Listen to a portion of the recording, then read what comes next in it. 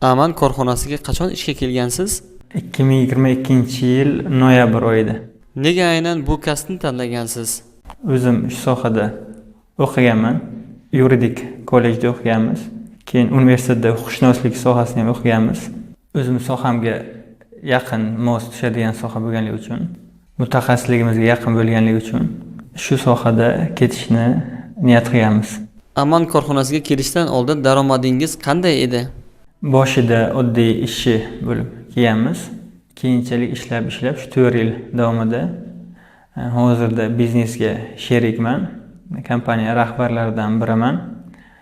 Boshida 1 millionga yaqin oylik bilan ishga kelganman. Hozir o'sha paytdagidan ko'ra ancha farqlanuvchi daromad topamiz. Daromadimiz ham o'sdi, alhamdulillah. Boshqa shaxsiy rivojlanish, boshqa misol uchun karyera, lavozim, patent vakili bo'ldik, lavozim ko'tarildi, rahbar bo'ldik, biznesga sherik bo'ldik, xodimlar ishlatamiz. Shu juda katta o'zgarishlar bo'ldi. Bu korxonaning aynan nimasi sizga yoqadi? Qadriyatli kompaniya, boshqalarning manfaatini ham o'ylaydi. O'shanisi yaxshi. Ya'ni ham xodimlar, ham mijozlar, ham xodimlarning oilasi, shular ham o'ylanadi. O'zgarishni qabul qiladigan kompaniya. Ya'ni o'zgarish etabi kelganda o'zgaradi. Qotib qoladigan kompaniya emas, aniq maqsadlar va strategiyalarga ega bo'lgan kompaniya sifatida bilaman. Shu jihatlarni qadrlayman.